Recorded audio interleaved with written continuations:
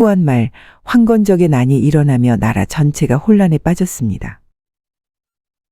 장각과 그의 형제들이 이끄는 반란은 백성들의 절망에서 비롯된 것이었죠. 이를 진압하기 위해 여러 장수들이 나섰고 결국 황건적의 난은 진압되었습니다.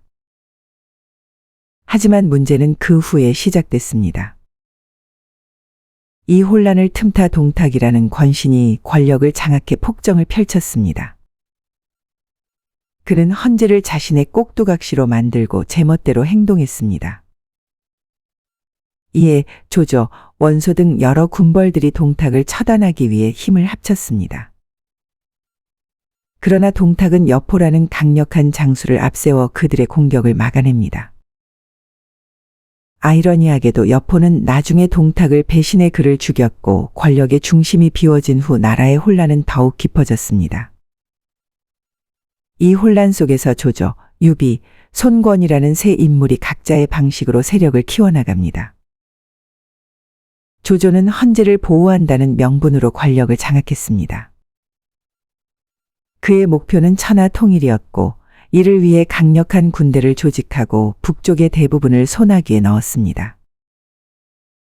반면 유비는 관우와 장비와 함께 도원결의를 맺고 평화를 되찾겠다는 이상을 품고 움직였습니다. 유비는 유교적 덕치를 바탕으로 백성을 구제하려 했지만 세상은 그리 녹록지 않았습니다. 손권은 남쪽의 강동 지역에서 세력을 키웠습니다. 그의 형 손책이 일으킨 기반을 이어받아 안정된 정권을 세우며 강력한 나라를 만들어갔습니다. 조조는 북쪽을 평정한 후 남쪽으로 진출하며 전국 통일을 꿈꿨습니다. 하지만 두 번의 큰 전투에서 중요한 갈림길을 맞이합니다. 첫 번째는 관도대전입니다. 조조는 강력한 군벌 원소와 맞붙어 승리하면서 북쪽을 장악합니다. 이 승리로 그는 천하의 절반 이상을 차지하게 되죠. 두 번째는 적벽대전입니다. 조조가 남쪽으로 진군하자 손권과 유비가 힘을 합쳐 맞섰습니다. 이 전투에서 주유와 제갈량의 지휘 아래 연합군은 조조의 대군을 불태우며 대승을 거둡니다. 이 전투를 기점으로 삼국이 명확히 나뉩니다. 조조는 북쪽에 위나라를 세우며 가장 큰 세력을 구축했습니다. 유비는 익주를 기반으로 총나라를 건국하며 중원을 노렸습니다. 손권은 강동 지역을 지배하며 오나라를 세웠습니다. 삼국은 각자의 꿈을 이루기 위해 끊임없이 부딪혔습니다. 유비는 한중을 차지하며 스스로 한중왕에 오르며 세력을 확대했습니다. 하지만 그의 형제와도 같던 관우가 번성 전투에서 손권에게 패해 죽는 비극을 겪습니다.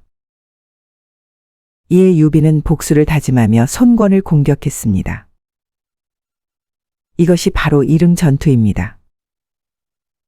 그러나 전투에서 패배하고 그 충격으로 유비는 병이 들어 세상을 떠났습니다.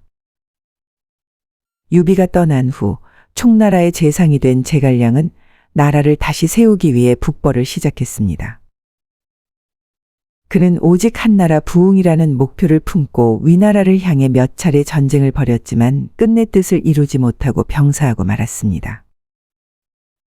시간이 흐르면서 삼국의 균형은 점차 깨지기 시작했습니다. 조조의 아들 조비는 후한의 마지막 황제를 몰아내고 스스로 황제가 되어 위나라를 세웠습니다. 이후 위나라 내부에서는 사마시 가문이 권력을 잡았고 사마염이 진나라를 세우며 삼국시대의 종말을 준비합니다.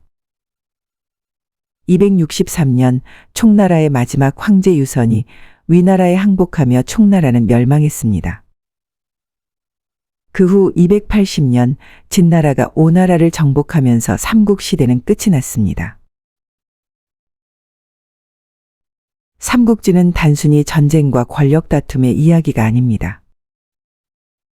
이 속에는 의리, 지혜, 야망, 그리고 인간의 갈등과 이상이 담겨 있습니다.